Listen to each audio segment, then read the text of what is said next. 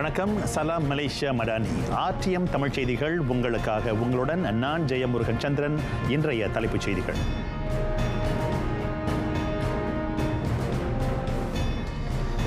சபா சரவாவுக்கு சிறப்பு மானியத்தை வழங்கும் அணுகுமுறை துல்லியமாக ஆராயப்படுகிறது.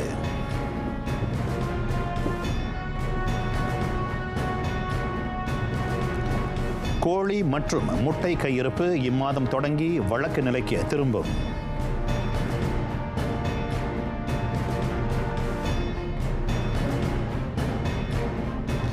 டச் அண்ட் கோ சேவையில் சிக்கல். மக்களின் புகார்களை ஆராய சிறப்பு குழு நிறுவப்படும்.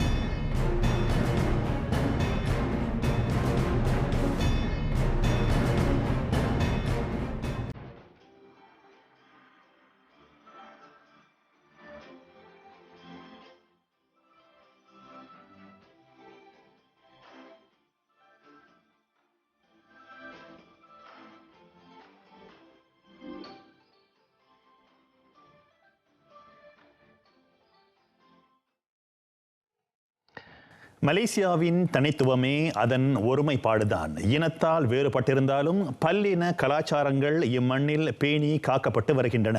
அவ்வகையில் சிங்க நடனத்தில் கோலோச்சும் இந்தியர்கள் சிலரை சந்திக்கிறார் நம் செய்தியாளர் புன்சியோங் பிரேம். சீனர்களின் ஒவ்வொரு பாரம்பரிய நடனங்களும் தனித்துவமான அம்சங்களை கொண்டிருக்கும். ஆயினும் இந்த சிங்க நடனத்துக்கு மட்டும் கூடுதல் முக்கியத்துவம். புத்தாண்டையும் சிங்க நடனத்தையும் பிரிக்க முடியாத அளவுக்கு சீனர்களின் கலாச்சாரத்துடன் பின்னி பிணைந்திருக்கிறது இந்த கலை. சிங்க நடனத்துக்கு பின்னால் பல்வேறு தத்துவங்கள் ஒளிந்திருப்பது உங்களுக்கு தெரியுமா? பார்ப்பதற்கு மட்டுமல்ல, அதன் தத்துவமும் தனித்துவமானது. அது பற்றி மேலும் தெரிந்து கொள்வதற்கு முன் நடனம் ஒன்றை பார்த்துவிட்டு வரலாமே.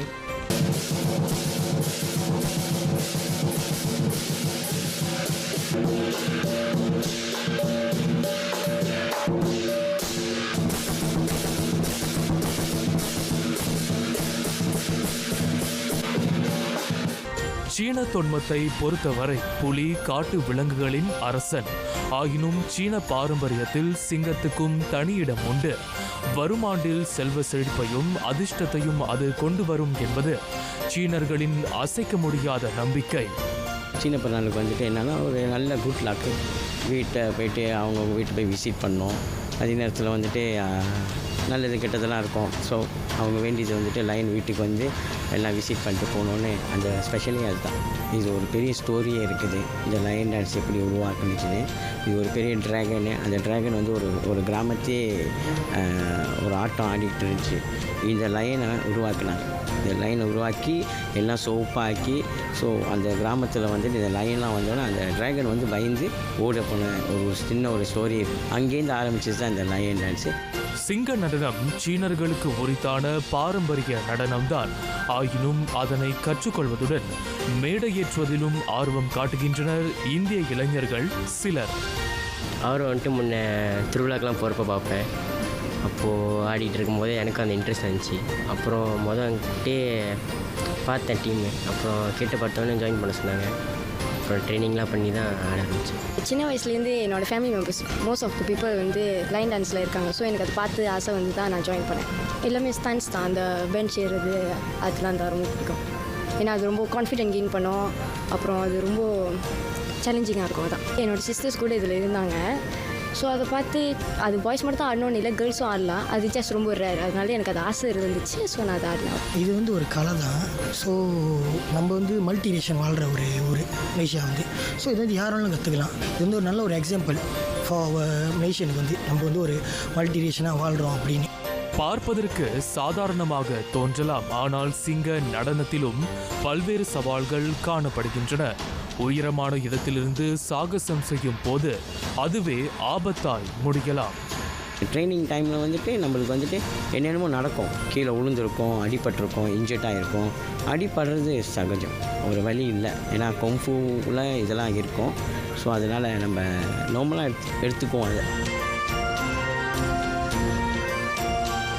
சீன புத்தாண்டு வந்துவிட்டாலே நம் மனதில் நிற்பது சிங்க நடனம்தான். புத்தாண்டுக்கு முத்தாய்ப்பாய் அமையும் இந்த கலையில் இந்தியர்களும் கோலோச்சுவது நம்மை பிரமிக்க வைக்கிறது. வேற்றுமைகள் கடந்து ஒற்றுமை வளர்க்கும் இவர்களின் முயற்சி நிச்சயம் பாராட்டுக்குரியது. ஆர்டிஎம்காக புன் சியோங் பிரி.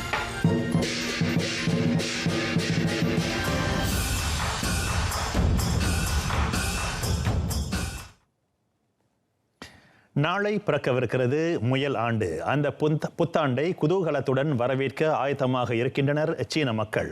அதன் அங்கமாக ஜோஹர் ஃபுன் யூ இடைநிலைப்பள்ளி மாணவர்கள் பேரளவிலான சீன பெருநாள் வாழ்த்து பதாகைகளை உருவாக்கி மலேசிய சாதனை புத்தகத்தில் இடம்பெற்றுள்ளனர். சீன பெருநாளை முன்னிட்டு ஒவ்வொரு ஆண்டும் ஃபுன் யூ இடைநிலைப்பள்ளி மாணவர்கள் வாழ்த்து பதாகைகளை உருவாக்கி வருகின்றனர். இம்முறை பதாகைகள் உருவாக்கும் போட்டியில் அந்த இடைநிலைப்பள்ளியின் குலாய், ஸ்ரீ அலாம், ஜோஹர் பாரு ஆகிய 3 வளாகங்களைச் சேர்ந்த முதல் படிவம் தொடங்கி 6ஆம் படிவம் வரை பயிலும் 13,264 மாணவர்கள் கலந்து கொண்டனர். ஒருமைப்பாடு, வழப்பம் ஆகிய கூறுகளை எடுத்து எம்பும் கவிதைகளை கலிகிராஃபி, வனப்பெழுத்து முறையில் புனைந்து அந்த பதாகைகளை அவர்கள் உருவாக்கியுள்ளனர். உருவாக்கப்பட்ட 5300 பதாகைகள் கோலாய் பள்ளி வளாகத்திலும், 5160 ஜோஹர் பாரு பள்ளி வளாகத்திலும், 2804 ஸ்ரீ அலாம் வளாகத்திலும் தொங்கவிடப்பட்டுள்ளன. அதில் ஜோஹரைச் சேர்ந்த 12 வனப்பெழுத்து வல்லுநர்கள் கலந்து கொண்டனர். 406 ஆசிரியர்களின் உதவியுடன் அவர்கள் 12 அடி நீளமுள்ள 18 சிவப்பு தாள்களில் அந்த எழுத்துக்களை வரைந்தனர். சீன புத்தாண்டை முன்னிட்டு இதுபோன்ற போட்டி மாணவர்களுக்கு உந்துதலாக அமையும் என ஃபுன் யூ இடைநிலைப்பள்ளி வாரியம் நம்பிக்கை தெரிவித்தது. 2017க்கு பின்னர் இம்முறை மீண்டும் பேரளவிலான வாழ்த்து பதாகைகளை உருவாக்கி அப்பள்ளி சாதனை படைத்துள்ளது. இந்நிலையில் பேரரசர் அல் சுல்தான் அப்துல்லா ரியாயத்துடின் அல் முஸ்தபா பிலா ஷாவும் பேரரசியார் தொன்கு ஹாஜா அசிசா மைமுனா இஸ்கண்டாரியாவும் நாளை சீன புத்தாண்டை கொண்டாடும் மலேசிய வாழ் சீனர்களுக்கு தங்களின் வாழ்த்துக்களை தெரிவித்துக் கொண்டனர். ஈஸ்தானா நகாராவின் அதிகாரப்பூர்வ ஃபேஸ்புக் பக்கத்தில் அவர்களின் வாழ்த்து பதிவேற்றப்பட்டது. இந்த புத்தாண்டு எல்லோருக்கும் வளப்பத்தையும் நல் வாழ்க்கையையும் அளிக்கட்டும் என பேரரசர் இணையர் வாழ்த்தினர். நாட்டில் நல்லிணக்கத்தையும் ஒற்றுமையையும் கொண்டு வரும் ஆண்டாக இஃது அமையும் என அவர்களின் வாழ்த்து மடலில் குறிப்பிடப்பட்டிருந்தது. சீன புத்தாண்டு பெருநாள் காலத்தின் போது தொலை இயக்க பறக்கும் கருவியின் வாயிலாக போலீஸ் போக்குவரத்தை கண்காணிக்கும். அதற்காக வான் நடவடிக்கை படையைச் சேர்ந்த அந்த கருவியை கையாள்வோரின் உதவி நாடப்பட்டிருப்பதாக புக்கிட் அமான் சாலை போக்குவரத்து புலனாய்வு மற்றும் செயலாக்கத்துறை இயக்குனர் டத்தோ மாட் கசீம் கரீம் தெரிவித்தார். போக்குவரத்து நிலைமையை கண்காணிக்கும் போலீசாருக்கு உதவும் பொருட்டு அவர்கள் நெடுஞ்சாலையில் வடக்கு, கிழக்கு மற்றும் தெற்கு பகுதிகளில் அமர்த்தப்பட்டுள்ளனர். அங்கிருந்து அவர்கள் களத்தில் இருக்கும் சாலை போலீசாருக்கு வேண்டிய தகவல்களை விரைந்து அனுப்புவர். இன்று தொடங்கி கோலலம்பூர் காராக் நெடுஞ்சாலையில் 1,70,000 வாகனங்களும், முதலாம் கிழக்கு கரை நெடுஞ்சாலையில் 60,000 வாகனங்களும் பயணிக்கக்கூடும் என கணிக்கப்படுகிறது. சுமார் 20 லட்சம் வாகனங்கள் வடக்கு தெற்கு நெடுஞ்சாலையை கடக்கலாம் என டத்தோ மாட் கசீம் கரீம் அறிக்கையின் வாயிலாக தெரிவித்தார். கூட்டரசு அரசியலமைப்பின் 112D விதிக்கு ஏற்ப சபா மற்றும் சரவா மாநிலத்திற்கான சிறப்பு மானியத்தை வழங்கும் விவகாரம் துல்லியமாக ஆராயப்படுகிறது. குறிப்பிட்ட ஓர் அணுகுமுறையை கொண்டு அந்த வருடாந்திர தொகையை அவ்விரு மாநிலங்களும் பெறுவதை மேலும் எளிதாக்க முடியும் என துணை பிரதமர் டத்தோ ஸ்ரீ ஃபடிலா யூசுப் தெரிவித்தார். சிறப்பு மானியத்தை வழங்குவதற்கான அந்த பிரத்யேக அணுகுமுறை நிர்ணயிப்பதற்கு முன்னர் சரவா முதல்வர் தான் ஸ்ரீ அபாங் ஜோஹாரி துன் ஓபேங் உட்பட தொடர்புடைய எல்லா தரப்பினரின் கருத்துகளும் கேட்டறியப்படும். கூட்டரசு அரசாங்கத்தின் நிதிநிலை ஆற்றலுக்கு ஏற்ற வகையிலான அணுகுமுறையை தான் Sri Abang Johari Tun Openg முன்வைத்ததை டத்தோ ஸ்ரீ ஃபடிலா யூசுப் சுட்டிக்காட்டினார். அந்த அணுகுமுறை இன்னும் இறுதி செய்யப்படவில்லை. எனினும் அதற்கான கொள்கைகளும் செயல்முறைகளும் இயற்றப்பட்டுவிட்டன. அதனை அடிப்படையாக கொண்டு மானியத்தை வழங்குவதற்கான சிறப்பு அணுகுமுறை செயலாக்கப்படும் என துணை பிரதமர் கூறினார். இம்மாதம் தொடங்கி கோழி மற்றும் முட்டையின் கையிருப்பு வழக்கு நிலைக்கு திரும்பும். அது உள்ளூர் சந்தையின் தேவைக்கு போதுமானதாக இருக்கும் எனும் உறுதியை வேளாண் உணவு உத்தரவாத அமைச்சு வழங்கியுள்ளது. புத்ராஜயாவில் இம்மாதம் 19ஆம் நாள் வேளாண் உணவு உத்தரவாத அமைச்சுடன் நடத்தப்பட்ட சந்திப்பில் மலேசிய பண்ணையாளர்கள் கூட்டமைப்பு அந்த உறுதியை வழங்கியது. அந்த சந்திப்பில் அமைச்சர் முகமது சாபு, அமைச்சின் தலைமைச் செயலாளர் டத்தோ லோக்மான் ஹக்கீம் அலி, அமைச்சின் மூத்த அதிகாரிகள், அந்த கூட்டமைப்பின் தலைவர் தான் சீஹி ஆகியோர் கலந்து கொண்டனர். கோழி வளர்ப்புத் துறையின் நிலைத்தன்மை மற்றும் போட்டியாற்றல் பாதிப்பு, கட்டுப்படுத்தப்பட்ட விலையால் கோழி வளர்ப்புத் துறையினர் எதிர்நோக்கும் நட்டம் உள்ளிட்ட விவகாரங்கள் அந்த கூட்டத்தில் பேசப்பட்டன. கோழி வளர்ப்பை மேம்படுத்தி உற்பத்தி திறனை அதிகரித்தல், பண்ணையாளர்களிடையே ரொக்கப் புழக்கம், கோழி மற்றும் முட்டை உற்பத்தி செலவு உள்ளிட்ட விவகாரங்களும் அதில் பேசப்பட்டன. இவ்வேளையில் கோழி வளர்ப்பு தொழில் துறையினரும் பயனர்களும் எதிர்நோக்கும் சிக்கலுக்கு தீர்வு கண்ட அரசுக்கு மலேசிய பண்ணையாளர் சங்கங்களின் கூட்டமைப்பு இவ்வேளையில் நன்றி தெரிவித்தது. உணவு மற்றும் பானத்தின் விலையை குறைத்துக் கொள்வீர். சந்தையில் மூலப்பொருள்களின் விலை குறைந்துள்ள போதிலும் இன்னும் ஒரு சில உணவக உரிமையாளர்கள் அவற்றின் விலையை குறைக்க மறுக்கின்றனர். அத்தகைய போக்குடைய வியாபாரிகளை பொருளாதார அமைச்சர் ரஃபீசி ரம்லி கண்டித்தார். மூலப்பொருள்களின் விலைக்கு ஏற்ப உணவு மற்றும் பானத்தின் விற்பனை விலையை சமப்படுத்துவதற்கு உணவக நடத்துனர்களும் வியாபாரிகளும் ஒத்துழைப்பது அவசியம். அது மக்களின் நிதிச் சுமையை குறைத்து அவர்களின் வாங்கும் சக்தியை அதிகரிக்க செய்யும் என அமைச்சர் விளக்கினார். மூலப்பொருள் விலை குறைந்துள்ள போது சில்லறை வணிகம், உணவகம், உணவுக்கடை ஆகியவற்றின் விலை குறைக்கப்படாமல் இருப்பது மக்களிடையே சினத்தை மேலோங்க செய்யும். குறிப்பாக டேக் அவே எனப்படும் வீட்டிற்கு உணவை அனுப்பும் சேவையின் விலை அதிகமாக இருப்பதை அமைச்சர் சுட்டினார். குவாலத்ரங்கானுவில் மாநில PKRின் தேர்தல் மாநாட்டை தொடக்கி வைத்த பின்னர் அக்கட்சியின் துணைத் தலைவருமான ரஃபீசி செய்தியாளர்களிடம் பேசினார். டச் அண்ட் கோ சேவை தொடர்பில் மக்களின் புகார்களை ஆராய சிறப்பு குழு அமைக்கப்படும். அந்த குழு வெகு சீக்கிரத்தில் நிறுவப்படும் என உள்நாட்டு வர்த்தக வாழ்க்கை செலவின அமைச்சர் டத்தோ ஸ்ரீ சலாவுடின் அயூப் உறுதி வழங்கினார். தமது அமைச்சின் தலைமைச் செயலாளர் அந்த சிறப்பு குழுவுக்கு தலைமை ஏற்பார் என டத்தோ ஸ்ரீ சலாஹுடின் கூறினார். அண்மைய காலமாக டச் அண்ட் கோ சேவை தொடர்பில் பயனர்களிடமிருந்து அமைச்சின் அதிகாரிகள் அதிகமான புகார்களை பெற்று வருகின்றனர். குறிப்பாக சீன புத்தாண்டு பெருநாள் கால வாரத்தில் அத்தகைய புகார்கள் அமைச்சின் கவனத்திற்கு கொண்டு வரப்பட்டன. மக்களின் அந்த புகார்களுக்கு உரிய பதிலை அளிக்குமாறு Datuk Sri Salahuddin Touch and Go நிர்வாகத்தினரை இவ்வேளையில் கேட்டுக்கொண்டுள்ளார். இலக்கவியல் மற்றும் பசுமை பொருளாதார ஒத்துழைப்பு ஒப்பந்தத்தில் மலேசியாவும் சிங்கப்பூரும் கையெழுத்திடவிருக்கின்றன. அவ்விரு துறைகளும் வியக்கத்தக்க வளர்ச்சியை பதிவு செய்திருப்பதை அனைத்துலக வாணிக தொழில் அமைச்சர் Tengku Datuk Sri Zafrul Abdul Aziz சுட்டிக்காட்டினார். இலக்கவியல் பொருளாதாரம் அதிவேகமாக வளர்ந்து வரும் நிலையில் 2025க்குள் அது நடப்பு வர்த்தக முறையை காட்டிலும் உயரும் என கணிக்கப்பட்டுள்ளது. அதனால் மலேசியா அதன் முதல் இலக்கவியல் பசுமை பொருளாதார ஒத்துழைப்பை அண்டை நாடான சிங்கப்பூருடன் ஏற்படுத்த உள்ளது. அது தொடர்பிலான ஒப்பந்தம் இரு நாட்டு பிரதமர்களின் முன்னிலையில் புத்ராஜயாவில் கூடிய விரைவில் கையெழுத்தாகும் என தங்கோ டத்தோ ஸ்ரீ ஜஃப்ருல் கோடி காட்டினார். இம்மாத இறுதியில் பிரதமர் டத்தோ ஸ்ரீ அன்வார் இப்ராஹிம் சிங்கப்பூருக்கான தமது முதல் அலுவல் பயணத்தை மேற்கொள்ள திட்டமிடப்பட்டுள்ளது. கடந்த ஆண்டு நாட்டின் 10வது பிரதமராக அவர் பொறுப்பேற்ற பிறகு சிங்கை பிரதமர் லீசியன் அக்குடியரசுக்கு வருகை அளிக்குமாறு டத்தோ ஸ்ரீ அன்வாருக்கு அழைப்பு விடுத்திருந்தார் என்பது குறிப்பிடத்தக்கது.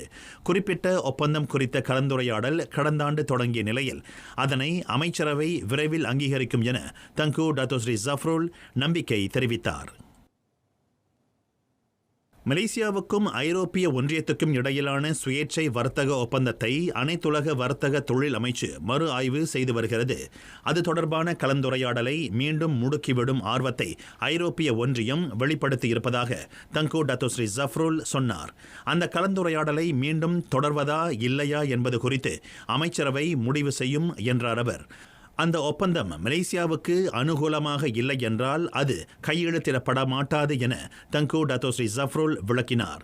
மலேசியாவும் ஐரோப்பிய ஒன்றியமும் சுயேட்சை வர்த்தகம் தொடர்பான கலந்துரையாடலை 2010ஆம் ஆண்டில் தொடங்கின. 7 சுற்றுகள் கடந்த நிலையில் அந்த கலந்துரையாடல் 2012ஆம் ஆண்டு தள்ளி வைக்கப்பட்டது. முக்கிய மற்றும் இதர துணை துறைகளில் அந்நிய தொழிலாளர்கள் அதிகமானோர் வேலைக்கு அமர்த்துவது குறித்து ஆராயப்படும். அந்நிய தொழிலாளர் தருவிப்பு தளர்வு திட்டம் செயலாக்கப்பட்டு 3 மாதங்களுக்கு பின்னர் அது குறித்து ஆராயப்படும் என மனிதவள அமைச்சர் வி சிவகுமார் தெரிவித்தார். ஆள்பலம் முக்கியமாக தேவைப்படும் துறைகளாக தொழிற்சாலை, கட்டுமானம், தோட்டம், வேளாண் சேவை ஆகியவை பட்டியலிடப்பட்டிருக்கின்றன. சேவைத்துறை உணவகத்தை மட்டும் உட்படுத்தியிருக்கிறது. ஆள்பலம் அதிகம் தேவைப்படும் 5 முக்கிய துறைகளில் மட்டும் அந்நிய தொழிலாளர்களை தருவிக்க முடிவெடுக்கப்பட்டிருப்பதை அமைச்சர் சுட்டிக்காட்டினார். அந்நிய தொழிலாளர்கள் தருவிப்பு தளர்வு திட்டத்தின் மூலம் நாட்டிற்குள் கட்டங்கட்டமாக 5 லட்சம் பேர் கொண்டுவரப்படுவர். தேவை இருந்தால் அவ்வெண்ணிக்கை அதிகரிக்கப்படலாம் என சிவகுமார் கடந்த புதன்கிழமை தெரிவித்திருந்தார். ஆனால் அவ்வெண்ணிக்கை 24 லட்சத்துக்கு மேல் போகாது என்றார் அவர். பத்துகாஜாவில் 2023 சீன புத்தாண்டு கொண்டாட்ட நிகழ்ச்சியில் கலந்து பங்கேற்ற பின்னர் அவர் செய்தியாளர்களிடம் பேசினார். நாட்டில் அத்திப்பழ உற்பத்திக்கான முன்னோடியாக திகழும் ஆற்றலை மலாக்கா கொண்டிருக்கிறது. மாநிலத்தில் இயற்கை முறையில் அந்த கனி பேரளவில் நடவு செய்யப்படுவதாக மலாக்கா முதலமைச்சர் டத்தோ ஸ்ரீ சுலைமான் மட் அலி தெரிவித்தார். 8,000 சதுர அடி நிலப்பரப்பை கொண்ட தோட்டத்தில் இதுவரையில் 1500 அத்திப்பழச் செடிகள் நடவு செய்யப்பட்டிருப்பதை அவர் சுட்டிக்காட்டினார். அத்திப்பழச் சந்தையில் மிகப்பெரிய உற்பத்தியாளராக உருவாகும் ஆற்றலை மலாக்கா கொண்டுள்ளது. அங்கு மேலும் 10,000 அத்திப்பழச் செடிகளை பயிரிடவும் உத்தேசிக்கப்படுகிறது. மஸ்ஜித்தானா சோலோ டூக்குவில் MBS agro farm and fig valley வேளாண் சுற்றுலா மையத்தை திறந்து வைத்த பின்னர் டத்தோ ஸ்ரீ சுலைமான் மட் அலி செய்தியாளர்களிடம் பேசினார்.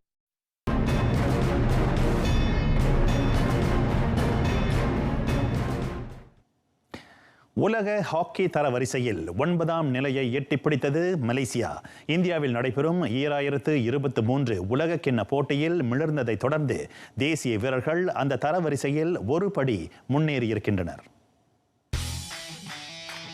குழு பிரிவில் ஆக கடைசியாக நியூசிலாந்தை சந்தித்த மலேசிய வேங்கையினர் 2-3 என நூலிழையில் வாகை சூடினர். அப்போட்டியில் காலிறுதிக்கு முன்னேறினால் உலக தரவரிசையில் நாட்டின் நிலை மேலும் மேம்படும். அச்சுற்றுக்குள் நுழைவதை உறுதி செய்யும் நாளைய ஆட்டத்தில் மலேசியா ஸ்பெயினை வென்றாக வேண்டும். தலைமை பயிற்றுனர் அருள் செல்வராஜ் வழிகாட்டலில் இயங்கும் மலேசிய வேங்கையினர் அவ்வாட்டத்தில் வெற்றியை பதிவு செய்ய முழு மூச்சாக இயங்குவர். வெற்றி எனும் ஒரே இலக்கை நோக்கி தமது சக அணியினர் பயணிப்பதாக கூறுகிறார் நாட்டின் இளம் வீரர் மொஹமட் அஷ்ரான் ஹம்சானி. குரலும் விளக்கமும். குரல் 1193. வீழுனர் வீழப்படுவார்க்கு அமையுமே வாழுநம் என்னும் செருக்கு. பிரிந்த தலைவன் திரும்பி வரும்போது அவனோடு மீண்டும் சேர்ந்து வாழ முடியும் என தலைவி நம்பிக்கை கொள்கிறாள். காதலில் உறுதி உடையவர்களுக்கே இந்த பெருமிதம் தோன்றும் என்கிறார் திருவள்ளுவர்.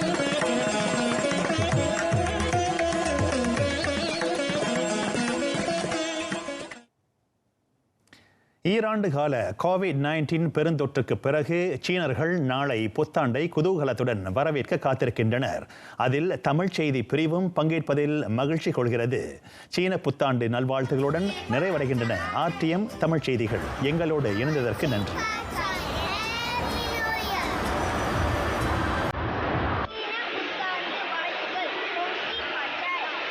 அனைவருக்கும் சீன புத்தாண்டு நல்வாழ்த்துக்கள். சின்னியன் கோயிலர் கோங்சி பாச்சாய். சீன புத்தாண்டு நல்வாழ்த்துக்கள். Happy Chinese New Year. ஸ்லாமாத் tahun baru Cina. கோங்சி கோங்சி கோங்சி பாச்சாய். சீன புத்தாண்டு வாழ்த்துக்கள். கோங்சி பாச்சாய். Happy Chinese New Year. சீன புத்தாண்டு நல்வாழ்த்துக்கள். ஸ்லாமாத் tahun baru Cina. Happy Chinese New Year. Kongsi Pacai.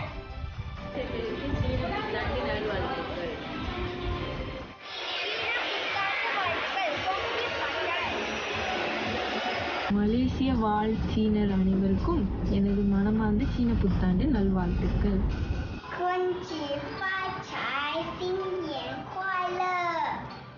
அனைவருக்கும் இனிய சீன புத்தாண்டு வாழ்த்துக்கள். இந்த சீன பெருநாளை எல்லாரும் ஃபேமிலியோட சேஃபாக சந்தோஷமாக கொண்டாடுங்க. காங்சி பாச்சாய்.